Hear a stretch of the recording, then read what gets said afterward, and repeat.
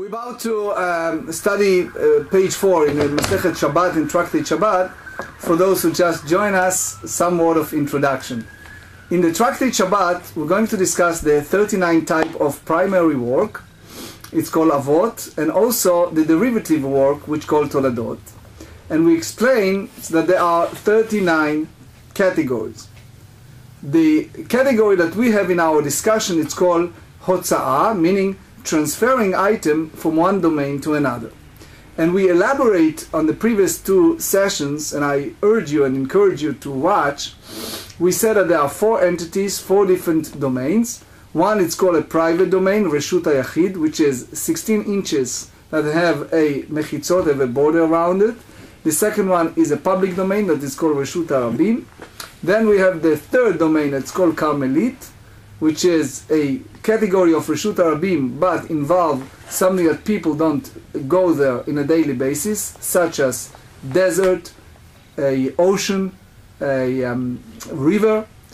And the fourth category, it's called Mekom Ptur. Mekom Ptur is a place that it's exempt from any obligations, any responsibilities, such as if something involved in the above the 10 hand cubits in the public domain. An example we use, if someone used his hand to carry from one domain to another. And we discussed in the previous 2 pages Akira and Hancha, meaning to uproot an item from a private domain to a public domain using a person's hand, and vice versa, taking an item from a public domain to a private domain. That was our past discussion in very short. Now we have a discussion in a specific question, which is the category of Carmelit and the Yad, and therefore we're going to have a specific discussion of Carmelit and Yad in this upcoming session. Welcome to all of our guests. So here is our discussion. We brought the Shulchan Aruch Harav, the Rav Baal HaTanya, who said that it's not a problem with Makom Ptur, but we need to elaborate on that. You have 2 fellows. Let's call one Reuven and the other Shimon. Reuven is in his house and he is just preparing food. Shimon knocked his door and he said, I'm very poor, I need some food.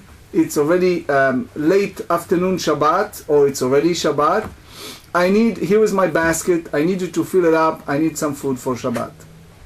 Now, here is the question. We discussed in the past that if either one of them, meaning either Reuven, pull out when it's already Shabbat from his home and put it out, make 2 melachot, which is Akira and Hancha, uprooting and putting the item the other, and vice versa. If Shimon did it to the Reuven, then it's something d'oraita, it's something from the Bible, from the Torah, and is a violation of Melechet Hotza'a, which means transferring an item from one domain to another. The big question that left, it's what happened when he using his hand while he transferring the item, which means, do we compare that hand to Carmelit or not? For those who are not so familiar, Carmelit meaning is a special category that it's have all the stringencies of public domain, but it is not full public domain. What do I mean by that? Public domain is something that you see people go in and out by many. For example, 600,000 people go all day long from both ways, like highways.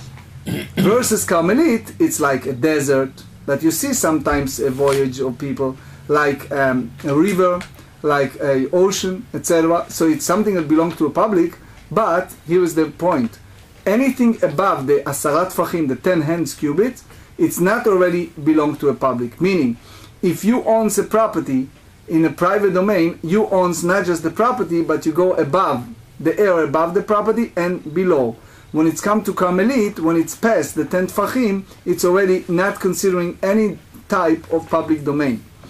And now we enter to a new domain that is called Mekom Ptur, which means we exempt a person that exceeded more than 10 hand cubit. Now, again, Reuven pull out this bag full of food, gefilte fish and chales and all this good stuff.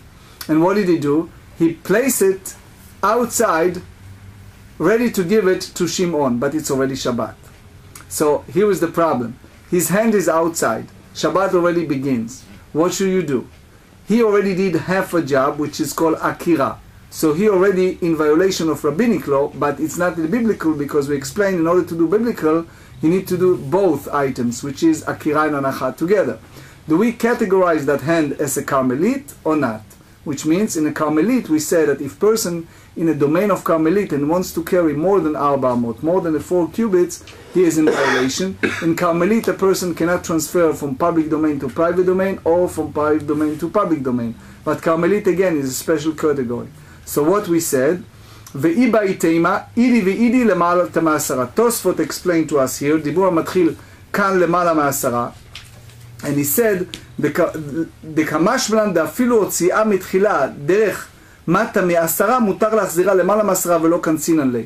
Which means, Tosfot said, as we mentioned yesterday in our session, the same as Shulchan Aruch Harav rules, which is, if a person took it and his hand is above the 10 cubit above the ground, and in a way we can juxtapose it to Sukkah when we build it in above the 10 cubits in the ground, so therefore it's Mekom Ptur, and he can transfer it from one domain to another. Now, the Rashba disagree with the Tosfot. The Rashba has a very strong opinion. He holds that even in Mekom Ptur, Lechatchila is forbidden. He said, B'di'avad, if by force of circumstance it's happened, it's okay, but originally it's not right. So what basically we have in our quandary, our dilemma is, since his hand is outside, what are you expecting him to do? And now you see the discussion. V'iba'itema, idi v'idi lemata masara, v'lav ככרמלית דמיה, ולא קשה כאן מבעוד יום, כאן משחשיכה. מבעוד יום לא כנסו הרבנן, משחשיכה כנסו הרבנן. Meaning, we hold that since the hand is in a category of Makom Ptur, so it's like in a domain that it's allowed to go around. So if it's מבעוד יום, if before the Shabbat begins, so imagine if somebody took from his private domain half an hour before Shabbat begins, a bag full of fruits, and now it's already Shabbat. He has his hand outside of his private domain. His body is inside his house, his hand is outside of his house. So now, in order to complete the melacha, to complete the work, he needs to put it down as hanacha. We scream at him and we said, hey, wait a second, it's already Shabbat. You can't do that. So now we ask a question, can he go in the violation of rabbinic law, which is taking that basket and put it back in his private domain? Or should we tell him, hold this hand out of your house until the Shabbat is over? What do you do? So he said, if you go miba'od yom, we understand if it's before the Shabbat started. But if it's in mechashecha, if it's already dark, and he put his hand outside in Shabbat, so now you can tell me that the rabbis put a knas, put a fine to ask him to hold, and then he should learn never to do it again. So he said, Adraba.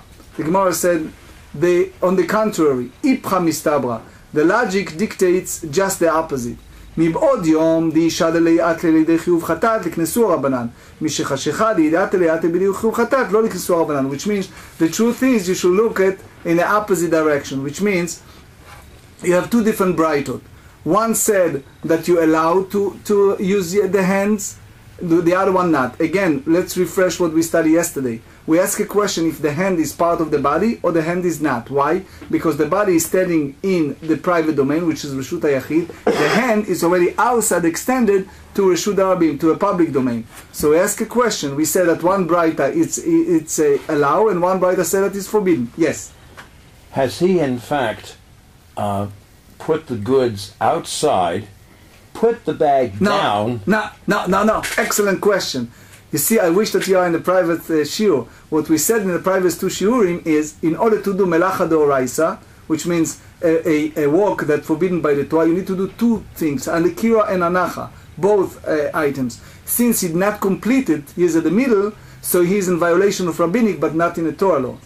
So therefore, as long as he holds his hand outside and you scream at him, don't do it, so now he is only in the rabbinic violation, not in the Torah violation. Now we ask a question, what should we do next? He has only done half the action. Half. He's still holding the bag, so to speak. So to speak. How is he going to transfer it to the... Excellent, that's our discussion. Should we said to him, just draw the fruits, let them go out, You should tell him to hold his hand forever until Shabbat is over. You should tell him to bring the hands back and violate the rabbinic law. What do you do next? Could he throw the fruits out the door? Here, catch. Okay, so basically if you throw them, so he is basically... You're not stepping outside of the... Now this is the question. Do you hold that hand as a Carmelite or you hold that hand as Mekom Ptur? If you say that the hand is Mekom Ptur, he can return his hand back. If you tell that he's like a Carmelite, everything is forbidden, therefore he is in violation. Why? And if you put it down, it's already violated Torah law. Obviously, you're talking about a place without an Erev. Why did we don't go to Eruv yet. The whole subject we talk about, for sure, is without Eruv. That's definitely. But it's not just the issue of Eruv. It's the very fundamental question of how you define this melacha. How you define the melacha, the type of work from private to public and public to private. Under the category, it's called hotzaa, meaning transferring an item, and the Tosfot call it melacha gru'a. Why is melacha gru'a? Because any melechet machshevet, any melacha that involves in wisdom, such as writing something on a piece of paper, then it's something that created something. You need your brain to involve with this. If you erase something, if you planted a seed, you use your brain. Versus if you use just transferring item from one location to another, it's not something that involves any understanding, any special wisdom. It's just an action, and therefore it's called melacha gru'a, because you have an issue of categorize that. If we do both, Akira and Hancha, everyone agree that it's a violation of Torah law, but it's a half. Now we enter the domain of discussion. Okay, so now we said lemaise. So what we and so when we said the isha, the lady, exactly as you said, if you are cast the object down on the Shabbat, you will come to incur of the liability of the chatat, which is the sin offering. We explained that in this type of melacha, if you did it unintentional, it's a sin offering. If it was intentional, then it's karet. The Torah said that should be cut off. If it's eidim and a Torah, it's skila. So it's much serious. So they said now the liknesu rabbanan, the rabbis should penalize him for what? For he is now forbid him to retract his hand. So what we said, lemaise mishechashecha. Now it's already after nightfall. The isha if he casts the object down, he will come to do the liability of the sin offering. Lo liknesu rabbanan, the rabbis should not penalize him. So basically, imagine this person he call it in Hebrew, he get kriza. He gets very angry. His hand is outside, full of fruits. Now he said, guess what? I don't care anymore. What do you want me to hold it all night? To hold it until tomorrow night, Shabbos over? So what basically we're doing, we're creating him to do Isur Doraita, to violate the Torah laws, right? That doing both, Akira and Anacha, right? Because he is just give up. He just throw it away on Shabbat. So what you should do, so they said, Ipcha Mistabo, you should think the opposite way. That you should say, when it's dark, let him return his hand back, when it's dark. When it's not dark, when he's about to do it, then you should talk about warning him not to enter the domain of Shabbat. When you're talking about dark, you're talking about dark on Shabbat. Yes. In which case, you seem to be only referring to, I forget the term, how it will look to the world rather Maritime?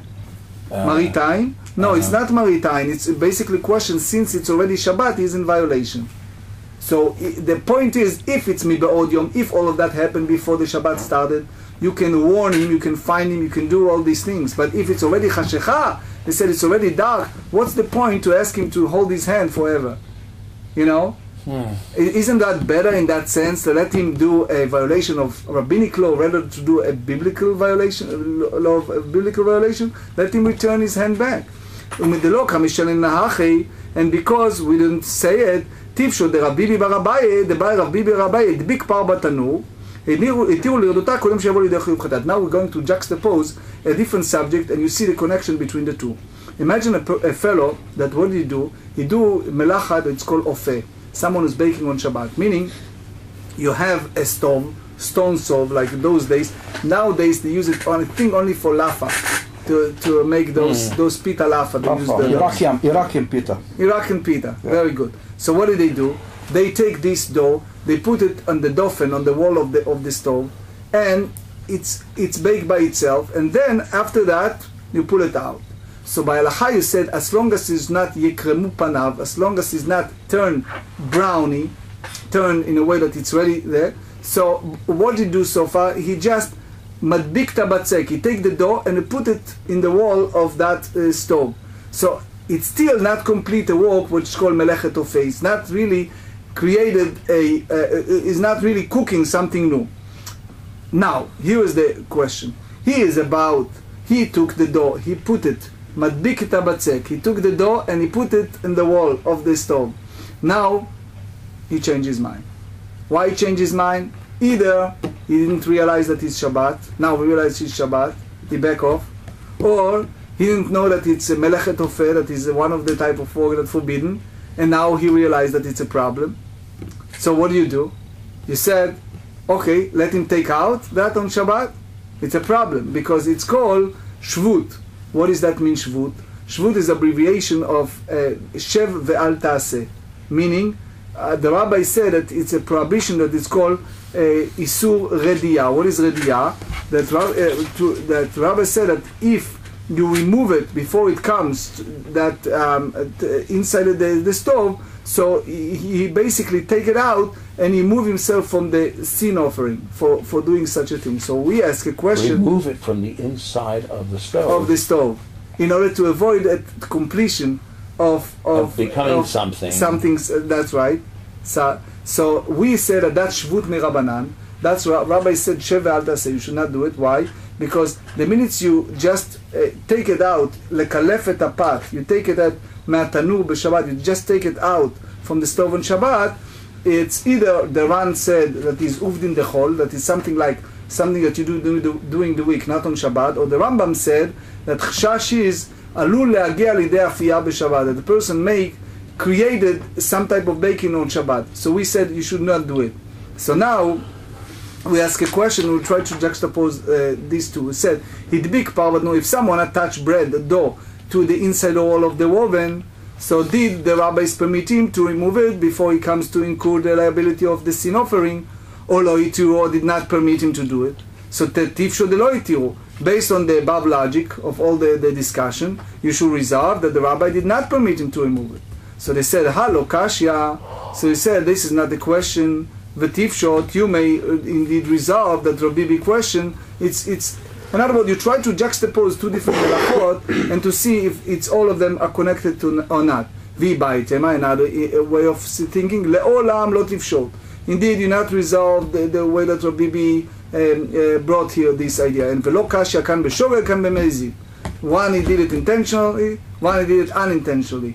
B'shogeg lo kansur rabbanan, b'mezid kansur rabbanan. If a person did something unintentional, the rabbis don't put a fine against him. If he did something that it's intentional, the rabbis penalize him and basically forbade him to retract it. V'baitema, another explanation. Idi v'idi b'shogeg. Both cases, for sure, you said that it was not intentional. Ve'hacha b'kansor shogeg atu mevezikam b'flegeg. But here they disagree, where the rabbis penalize this person in account of deliberate act, which means he did it with intentional. Mar savar knasor shogeg atu mezid, mar savar lo kansor shogeg mezid.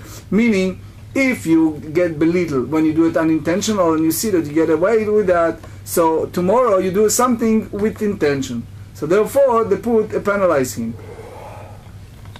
So v'bai tema, or if you prefer, you say lo'olam lo kansu. Indeed, they all agree that the rabbis not penalize this type of act on something that it's really unintentional.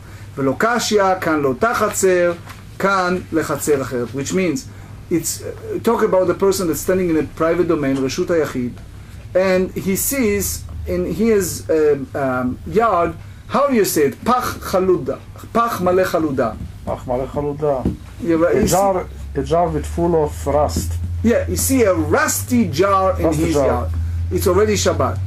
So, like a good person, he made up his mind that he doesn't need it, he wants to throw it out. So what did he do? He waiting that nobody sees him, and he wants to take it out to a public domain. Right? So people scream at him, what are you doing? Right? So what did he do? So if he throw it to his domain, so it looks like it's okay. But what usually people does, he put it in his neighbor's property. Right? So if he put it in his neighbor's property, now he cannot return to his own house on Shabbat, right? So that's the idea. Here the Braita discusses a case that to the same yard from which is extended it. Here the first Braita discusses a case when he wishes to retract to another yard, which means he goes to one place to another. That's what Rashi and Tosfot here explaining. So the big question is, if we talk about the dough, it can bake by itself independently, but the whole question is if you do half a job, how you treat it. So soon you see all the discussion here. If he has a hand full of fruit and he extended outside, he can bring it back to his own house. Amar lei mutar, he said it's permitted. If you want to transfer it to another domain, to the neighbors, Amar lei asur, he said it's forbidden. Mishna, he said what's the difference? He said leichet tichul alei kora de milcha. So Rashi said here two explanations. He said, in a simple literal sense, he says when you measure out of core, it's a large amount of salt. To me, as my commission for explaining the difference, I'll do it. Which means he tried to tell him, they said in Hebrew, Adam memulach, a person that have a lot of salty. It means that you sharpen the person's brain in a way of putting salt. So he said, you're asking me such a question that it looks like a joke. What does that mean? He says, if he throw it to his neighbors, so it doesn't involve any machshava, any thinking, right? But if he made a big jar, a big something, and he put inside some salt, so it creates some change. The same applies to a person's mind. If you start thinking and deep thinking, you can say that it's nothing involved here. And I give you an example that soon you see, but it's sharpened, and then the rest of sugya will be easy. Imagine that a person hold a gun, or use in those days a arrow. Okay, so he hold this arrow and he is throwing away again, and then it's going in a slow motion. And the other person get killed, but just before he get killed, he already regret it. Yet the other person already get killed, right? So what do you tell in the court? Oh, but I regret it, right? I'm not using gun because gun is getting nowadays quickly. But if you use an arrow, right? Right, arrow. So you use that. It takes a few seconds until you reach it. So you said he started. And then on the way, before it reached, he changed his mind. He regretted the action. He regretted the action. But it was already when the action already took place. So he go to a jail, right? For 20 or 30 years, whatever it is. Yes. No, I can add an interesting story about חץ וקשת. איך אומרים באנגלית חץ וקשת? Arrow and... bow and arrow. Bow and arrow, yes. Bow and arrow. Okay, it's a guy somewhere here in America that he born without hands. Mm-hmm. From his shoulder he don't have hands. Mm-hmm. So how he use with his mouth and his feet. It's on YouTube. His teeth. Yes. You know what I'm talking about? I've seen it. Oh, okay, you know what I'm talking about. Seen it too. I used to use tooth as a knocking point. Oh. The knocking point is every time you draw back the bowstring, you have to put it on something that doesn't move. It could be your chin, a cheek. I always use the tooth. Oh, yeah. Of course, you have to be careful because you can release the strings and do that with your mouth. So I would draw back and knock there. Whew. Okay. But not Okay. on Shabbat. So Not on Shabbat. Well, Alright. Which is why I use my cheek and not my tooth. No, but that guy, he's from 200 meter. He do exactly to the point. he's a champion. And All right, you know, champion, It is world class. That's a foot bow is generally used when you're trying to achieve distance. Also, if you're doing what's called a group shot, if you're doing like 200 bows at once, you're trying to throw arrows over a castle wall and kill people in the fortress and the castle. You might be using a foot bow for additional power or to. so he said here, let's focus. shots. They said here, gufa. So we go deeply in that and said, do we allow a fellow that this is, we just juxtapose the same thing when we use the bow and arrow, the same thing when somebody put something like a door inside the stove. So he put it, maybe you say that in this circumstance, you say that he attached the door inadvertently, and therefore he did not realize that his mistake after the dough was baked.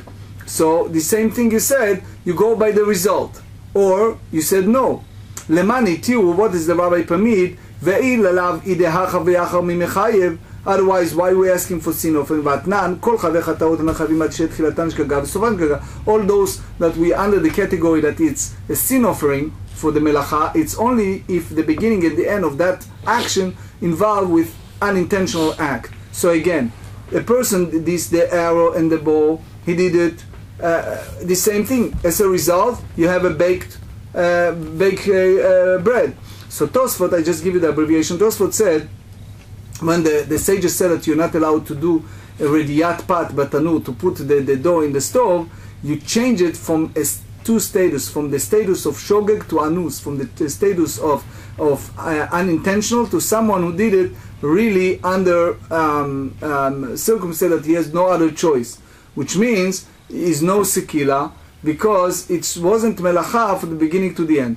So the Meir, he said, and also the Shut of Nezer, he said in Orach Chaim Siman Reish Mem Hey, he said that the whole discussion here, when it's come to Hotzaa, to transferring from one reshus to another, from one domain to another, so it's basically change not in the reshut, but change in the chefetz, which means change in the item itself. So here we said as a conclusion, Ela b'mezid, you have to say that all of that apply, that the person did something deliberately. Now we realize that it's going to be a skila, which means that it's a very severe punishment because he's a full violation of Torah law. So now we ask a question: should we tell him to return his hand, and in that sense, the same as the dough, he leave it in the stove, etc., or take it out and basically violate it only, quote unquote, only rabbinic law? Or we go further. Amar Rav Shila responded, he said, Le'olam b'shogeg. You have to say that actually what he suggested has to be unintentional. Lemai tiru, and what they permitted, la'acherim, which means to other people that saw him attach the door, to remove it and save him from liability of the sin offering. Matkef larav sheshet, וכי אומרים לו אדם שיזכה חברך, חטא כדי שיזכה חברך. Rav Sheshet challenged us and he said, you tell a person sin in order that your fellow may gain? Certainly not. So how you consider instructing one person, another person, to remove the door and save the person from the Shabbat desecration? Ravashi said, you have to say that it's all intentional. It's all of that in order to avoid a person to be in a serious violation. So relatively it look like isur kal lirdot. It's relatively light violation to take it out, to take out the dough and put it back. But if you make a full bread, it's already mezid. It's already unintentional, and therefore it's go to the severity of something like to do it. So imagine, for example, if you pass by a wall that someone praying, and basically you cross by. So you cross by a person who praying, you're basically in violation because you should not pass the person while he's praying. So the same in the category is the sage's prohibition of taking out the rediyah. We say that what's the choice? Either making isur d'oraita, either violation Torah law, or rabbinic law. The violation Torah law, it's less. It's a side note. The Gemara said in Bava Metzia, the Gemara said manet vira tavar. If he throw some arrow, and while the arrow is in the air, somebody else took some stone and he threw to the arrow, and as a result the arrow went in a different direction and broke something in the air. So who is responsible? The first one or the other one? The one who break the vessel, or the one who threw the arrow originally? Why? Because he said basically a person can do teshuvah, a person can regret it, and if you do teshuvah, so the original action is not considering what's the consequence. So therefore, if it's come to someone who throws something in a stove, so how it's connected? We said you have to say that it's all before. ורבה חברי לרבה, מתלה בידיה. אמר רב ביבי בר אביי, הדביק פרדה נו תיאור לראותה. If someone attached bread to the wall of the oven, they permitted to remove it. קודם שיבוא לידי איסור סקילה. Before it comes to prohibition that carry a penalty of skila. So what is the chidushim? We have here two chidushim. One, that it's a question of skila, not chatat, not a sin offering. Two, you're allowed to do a isur kal, a light violation, in order to avoid yourself from an isur chamur, from a serious violation. So now we go to the next part of the Mishnah, pashat anitedo. If you go to the other scenario, that the poor person stretches hand from a public domain to a private domain. Imagine this Shimale, this Shimon, he carry a basket. He used to go to Reuven all the time from his own owner to collect the food. He is hungry. He knocked his door. It's already dark. It's already Shabbat. So Pashat Anitedo, the poor man extended his hand into the private domain, into the Reshut HaYachid, and placed an object into the householder hands. So we said in the Mishnah that he's liable. Amai chayav, why he's liable? L'Akira v'Hancha al makom arba. We said that in order to do that, you need to have a condition that require that lifting and placing down the object from one area that have 16 inches, 4 tfachim wide, v'leika, and it doesn't have it. Amar Rabba, Hamani Rabbi Akiva. This go by the Rabbi Akiva point of view, that he said, Amrinan lo ba'inan makom al arba. Rabbi Akiva state that we don't require an area that have 16 inches, 4 tfachim. Ditnan, we learn in the Mishnah, Hazorek mirshut ha'yachid l'rshut harabim. If someone throw something, throw an object from private domain to a private domain, u'rshut harabim ba'emtza, and in between you have a public domain. You remember, David, you asked this question 2 days ago, right? I told you just to wait in patience. So you have two domains that both Reshut HaYachid, and in between you have Reshut HaRabim. Somebody throw it. Rabbi Akiva mechayev Rabbanan potrim. Rabbi Akiva hold that he is liable, and Rabbanan said, the sages said it exempt. Rabbi Akiva savar amin kutak mishulchan Rabbi Akiva said that something that have the airspace of domain it's like the rest of it.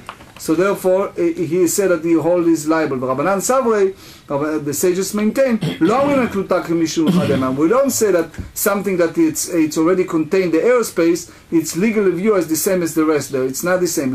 So you learn the Pshira Rabba, the Rabba understand the bikluta kemishum chanema. We say that something that contains the airspace of domain is legally viewed as they had come to rest there. Go to Amud Bet. So we said ubetoch asara. So if it's within the 10 tefachim on the ground, the Rabbi Akiva and rabbis disagree. Vami by the Rabba, we said that the rabbi had no doubt about it, because the rabbi said, Lemata masara pligi uva pligi. If it's below the 10 tefachim, 10 hands cubits, so this is the disagreement. So we have to little rush because we're running short of the time. The Rabbi Akiva savar kluta kemishum chadem, Rabbanan savar lo omer kluta kemishum chadem. Rabbi Akiva hold that if it's not something that not contain the air space of the domain, is legally viewed as it's come to rest in one location. Rabbanan Savar lo, as long as you throw it away, so it's not the same as someone who really did Akira and Hancha, uproot it and put it in another. However, if it's exceeded more than 10 cubits, Divrei Kol Patur, they all say that it's like Mekom Ptur, it's no longer, it's never entered the public domain, and therefore it's different. And everybody agree that you cannot compare, you cannot juxtapose someone who throws something to the same law as someone who just handed over from one to another. So he said, Odilma, or you said the other side, if you exceeded more than Asarat Fachim, there is a disagreement. This is the dispute. The Rabbi Akiva savar yalfinan zorek mimoshit. Rabbi Akiva juxtaposed the one who throw some item from private domain to private domain, and in between is a public domain, and he compared it to someone who handed over from private domain to public domain between a homeowner and a poor person. The Rabbanan several and the sages hold lo yalfinan zorek mimoshit. We cannot compare the two, the one who threw it away to someone who handed over. However, in the case that they passed below the Asarat Fachim from the ground, Divrei Kol Chayav, everyone said it is liable. Ma'itama, what's the reason? Amrinan Kluta Kemishun Chadamer. We said that something that contains an airspace of a domain is legally as the same as the rest there. So now, since the Mishnah himself was not clear what exactly the Rabbi Akiva hold in conjunction to the Talmud Mishnah. So he said, "Halo kashya batardi baya dar pshitale." After the Rabbi posed the question, so resolve it and concluded the Savar Rabbi Akiva kluta ki mishum chadam. Rabbi Akiva hold that the minutes that that something contained the airspace, it's like it come the rest, and that's the reason Rabbi Akiva forbade it. V'dilma anacha udelo baya akira baya. Maybe you say that the placing down the object, it's required area of 4 tfachim square. But if lifting, it's not required such an area. El amar Rav Yosef amani Rabbi. Rav Yosef said that that's going by the Rabbi. Hey Rabbi, which were Rabbi Ilema HaRabbi. Perhaps is the Rabbi here, the Tanya. Zarak v'nachal gabe ziz kolshu, something throw the object to public domain and landed in small place that it's 16 inches, 4 amot away. Rabbi Mechai v'chachamim potrin. Rabbi hold that the person liable. V'chachamim said, and sages said it's exempt. So Gemara disagree with that. It said, who said is the way that Abaye said. Abaye hold, אמר אביי, הכה באילן העומד ברשות הרבים ונופו נוטה לרשות הרבים וזרק והנחה נופו. It's a power of a tree that's standing in a private domain, but his branches extended to a public domain. Remember we talked about sukkah, that you have the issue if the tree is above the sukkah, so it cannot use the schach because you need to cut it, need to be detached. So here, since the branches extended to public domain, and the person stand for a mot and throw an object which came to rest where? On its branches. So what happened? So you said that they have a 4 tfachim with the branches measure less than 4 tfachim. The Rabbi Savar, Rabbi hold that the branches of the tree are accorded the status of its trunk. The Rabbi said that you cannot juxtapose, you cannot take the branches of the tree in according to the status of the trunk. So this one way. The last one, before we finish, Elama Rabbi, is another idea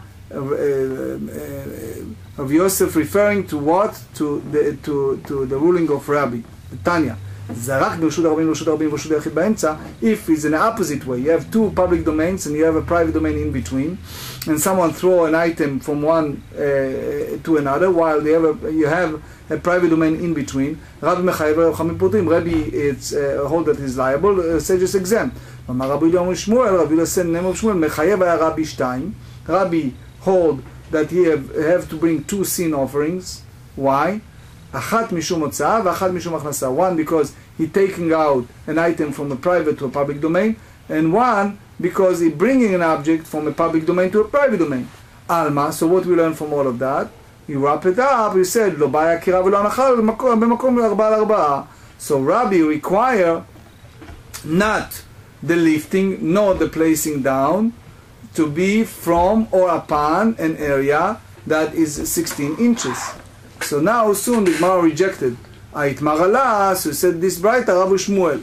He said Rav Shmuel that both said לא מחייב רבי לרשות הרכבים מרקורה. So the whole Rabbi hold that liable only in a private domain that is a roof. דאמרין על ביתה כמן דמל ידמה. They said that the house is like full of articles. אבל שאינו מקורה לו. But if private domain is not roof. מה זה דומיין? Private domain is like רשות היחיד. Private domain. That they say private domain is not roofed. Rabbi will not hold that he is liable. הדביק פר בתנור. הלכות. First halacha. If someone stuck bread in the oven, you have just the chef walking. Welcome.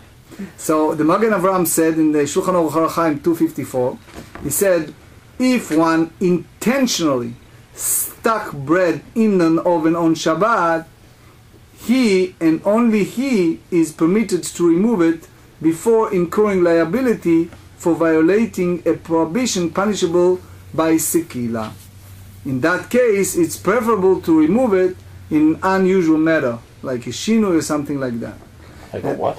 Shinui. Like for example, if you have a refrigerator, you forget to turn off the light, and now you have nothing. You have no food. So some rabbis said you cannot open the refrigerator. Some rabbis said you can do it by shinui, which means you use your shoulder or something like that. Not everyone agreed, because some rabbis hold that if you open a little bit the door, maybe the light will not turn on. You can squeeze some items in between. But basically said that it's talking about shinui. The regular opening, it's a violation. So he said here another thing. All those were liable for bringing sin offering. The beginning was unwanting and the end was wanting, which means one is liable to bring a sin offering in that time for an unwanting act. It's only if the act was unwitting from beginning to the end. So that's the Mishnah discussed earlier. And the last halacha that I would like to share with you for today, it's the halacha that עקירה והנחה מעל מקום 4 על 4, which means if someone did a lifting place from the surface of an area 4 by 4, a place that is smaller than 4 by 4 handbreadth, is not considering a defined area in terms of halachot of Shabbat. One who lifts an object from a place to a place on it does not incur liability to bring a sin offering. That's the Rambam said at the Hilchot Shabbat, chapter 13.